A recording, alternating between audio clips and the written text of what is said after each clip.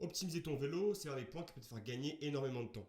Que tu fasses du triathlon, des courses en ligne ou du contre-la-montre. Mais c'est un sujet très mal compris, malgré de nombreuses données qui sont disponibles. J'ai d'ailleurs fait un reel sur Instagram à ce sujet qui avait super bien marché. Dans ce reel, j'abordais 3 points majeurs de l'optimisation. Donc l'aéro, la résistance au roulement et la friction. Et forcément, une vidéo très vue, c'est aussi une vidéo très commentée. J'ai eu au moins 15 commentaires de type n'importe quoi, c'est le poids et la rigidité qui comptent le plus. Mais bien entendu, en bon dictateur que je suis, j'ai supprimé tout commentaire non constructif. Et ce qui est marrant, c'est que ce genre de commentaires, ils sont faits par un certain type de profil que je vais te décrire pour que tu comprennes bien. Et aussi pour rigoler un petit peu. Et ce profil, je le nommerai Roger. Roger, il fait du vélo depuis 20 ans. Roger, il est expérimenté. Il a même fait une fois un top 400 sur l'étape du Tour, rends-toi compte. Et Roger, il roule qu'une fois par semaine. Car je cite, lui, il bosse. Quand Roger roule, c'est le dimanche. Et c'est pas pour trier des perles, des mines à toutes les pancartes. Bref, il rentre chez lui en slip. Il fait ça depuis 20 ans.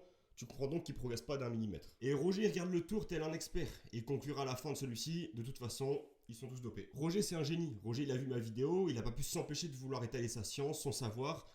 On lui en voudra pas. Et tu comprends donc pourquoi des informations obsolètes sont partagées et ce sujet de l'optimisation est mal compris. Alors, comment optimiser ton vélo? Parce qu'entre nous, c'est quand même un peu con d'avoir un vélo qui coûte le prix d'une Clio et d'être aéro comme une planche à voile. Et ça, c'est ce qu'on va voir tout de suite. Avant de passer à la suite, on va parler gravité. Et si tu étais plus concentré que moi en cours de physique, t'as déjà dû entendre parler de la gravité. Cette loi, elle décrit l'interaction entre les masses et elle explique pourquoi les objets sont attirés les uns vers les autres. En résumé, elle stipule que chaque objet doté d'une masse exerce une force d'attraction sur tout autre objet doté d'une masse. Donc dans une pente importante, elle devient la principale résistance de la performance en montée. Parce que lorsque tu montes une pente à vélo, tu ressens la force de gravité qui te tire vers le bas. La demande de puissance pour avancer à une même vitesse, elle est plus importante et elle nécessite davantage d'efforts pour surmonter la force gravitationnelle. Et à l'inverse, lors d'une descente, la gravité elle te tire vers le bas et elle te donne une vitesse supplémentaire. La force gravitationnelle, elle tire tout ce qui a de la masse vers le bas. Donc plus la masse totale du cycliste et du vélo est élevée, plus cette force est importante. Logique. Donc naturellement, un cycliste plus lourd, un vélo plus lourd peut être un désavantage sur un parcours vallonné et montagneux. Et c'est probablement ce facteur qui a poussé et continue à pousser les cyclistes à ne voir que le poids comme élément majeur de leur équipement. Mais si effectivement dans une montée sèche, le poids peut devenir la plus grande résistance à l'avancement,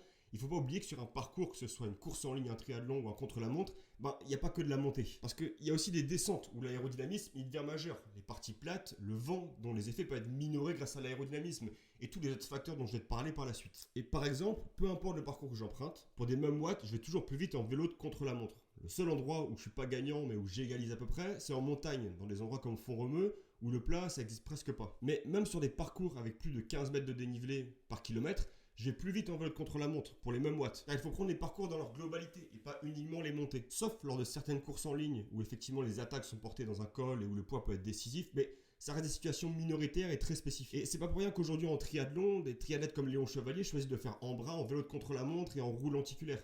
Car le poids n'est absolument pas le seul facteur. Aujourd'hui, tous les vélos sont légers à 2 kg près. Alors à moins de ne pratiquer que de la montée sèche ou des parcours extrêmement difficiles, et encore, le poids ne doit probablement pas être le facteur majeur sur lequel tu dois te concentrer. Passons au point probablement le plus important, l'aérodynamisme. La résistance à l'air ou l'aérodynamisme, dans la plupart des cas, c'est le facteur majeur de la résistance à l'avancement. À 40 km/h, environ 90% des résistances à l'avancement proviennent de ce facteur. Pour une production de 200 watts, 170 à 180 watts, sont utilisés pour vaincre les résistances à l'air. La traînée aérodynamique est mesurée en CDA, qui comprend deux facteurs. La surface frontale, A, mesurée en mètres carrés, ainsi que le coefficient de traînée de la forme, CD, une valeur sans dimension. Ces deux valeurs se combinent pour donner un CDA en mètres carrés ou CDA. Plus ton CDA est bas, plus tu es aérodynamique et plus tu peux rouler rapidement pour une même puissance. Avec un bon CDA sur du plat et un vélo de contre-la-montre, tu peux largement dépasser 40 km/h avec tout juste 250 watts. À surface frontale égale, la force de résistance à l'air va augmenter proportionnellement avec la vitesse. C'est-à-dire que lorsque la vitesse du cycliste va par exemple passer de 30 à 33 km/h,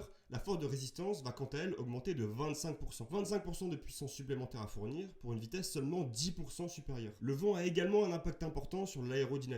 Par exemple, lorsque tu as vent de dos, tu vas plus vite et plus facilement. Car le vent souffle dans le sens opposé du déplacement des molécules d'air sur le corps. Et ça va permettre de diminuer la vitesse d'écoulement du fluide sur le corps et donc de diminuer la résistance aérodynamique. Mais si à l'inverse, le vent est de face, tu es freiné. Et dans ce cas, le vent augmente la vitesse du déplacement du fluide sur le corps du cycliste et te donne donc une augmentation de la résistance aérodynamique. Et c'est pour cette raison que lorsque tu roules sur ton vélo de contre-la-montre vent de face, tu ne te rends pas vraiment compte de la puissance du vent jusqu'à ce que tu te relèves et que tu te rendes compte que relevé, t'avances plus. La masse volumique de l'air va également impacter ton aérodynamisme. Même si ce facteur n'est pas maîtrisable, il est intéressant à comprendre. La masse volumique de l'air, elle est notamment impactée par la chaleur. Par exemple, lorsque la température de l'air augmente, les molécules d'air ont tendance à se déplacer plus rapidement et à occuper plus d'espace, ce qui réduit leur densité. Donc la masse volumique de l'air diminue à mesure que la température augmente. Et ça signifie que l'air chaud est moins dense que l'air froid, et donc plus facile de la traverser. Et c'est une des raisons pour laquelle tu vas obtenir de bons ratios watt-vitesse en été. La question cruciale, comment améliorer l'aérodynamisme? Eh bien, la position est probablement le premier point à travailler. Et il te faut donc un bon compromis aéroconfort. Pour ça, tu dois être attentif à ton angle torse-fémur. Parce qu'un angle trop fermé, c'est un gros facteur d'inconfort. Une position trop basse, des manivelles trop longues, un vélo trop petit,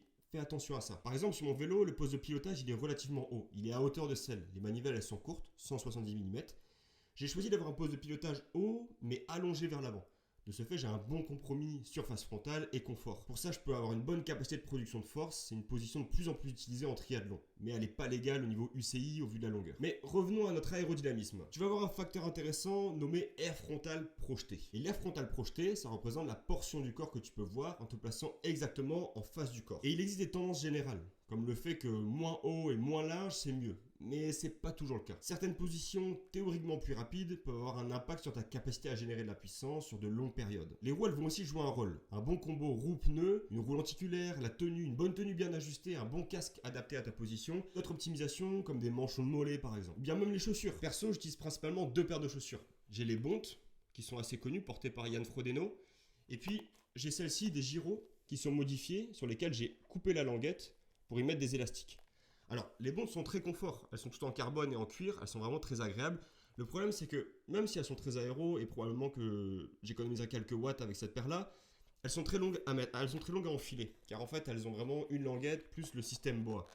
De ce fait, même si je gagne 2 à 3 watts en les portant, le gain de temps provoqué par cette paire est souvent perdu à la transition quand je vais devoir les mettre. Donc, pour les compétitions, moi, je préfère utiliser mes Giro, qui sont vraiment très très faciles à enfiler. Ce sont juste des Giro, tout ce qu'il y a de plus simple, sur lesquels je suis venu couper la languette pour y mettre des élastiques. Et ça fait une paire qui est vraiment très lisse en surface, très plate, et surtout très facile à enfiler. Donc pour moi, c'est le meilleur compromis pour les triathlons de longue distance. Et d'ailleurs, même sur les courtes distances, c'est le genre de paire qui peut être vraiment intéressant. Et le véritable problème de l'aérodynamisme, c'est l'évaluation. C'est encore difficile et peu abordable de faire de véritables tests en soufflerie ou en vélodrome. Moi, je te conseille de bien travailler ta position, faire des tests, modifier, prendre des photos, contrôler sur un circuit en conditions similaires des ratios watt-allure. Bref, travailler ta position à tâtons, ça reste probablement l'alternative la plus abordable. Passons au facteur suivant, la bande de roulement.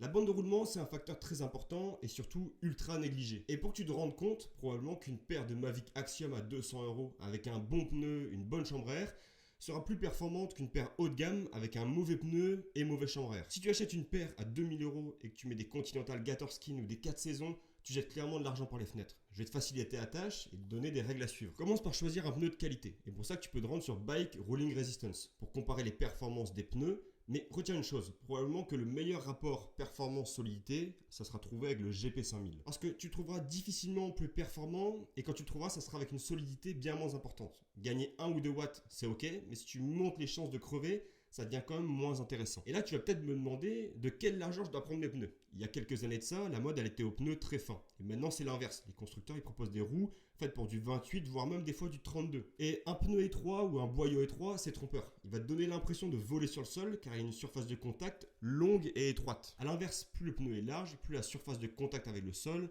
va être courte mais large. Et ça signifie que la quantité de caoutchouc sur la route, elle n'est pas plus élevée, mais elle est plutôt répartie plus favorablement. Et malgré qu'un pneu fin te donne de très bonnes sensations, probablement que le rendement entre le pneu et la route sera moins bon. Le but n'est pas de survoler la route, sous peine d'avoir des moments avec des contacts perdus et donc une perte de rendement. Les pneus de 25 ou de 28, ça semble être les meilleurs compromis. Et d'après les constructeurs, on pourrait rouler aussi vite tout en profitant d'un meilleur confort avec du 28 mm. Mais si certes le rendement peut être légèrement amélioré que du 28, si tu baisses la pression de 0,5 bar contre un 25 mm, tu vas aussi observer une petite perte au niveau aérodynamisme avec le 28 parce qu'il est plus large. Donc au mieux tu égalises, moins d'aéro, meilleur rendement, ou au pire tu perds un petit peu. Donc dans l'idéal actuellement, je te conseille de rester sur du 25 mm à l'avant.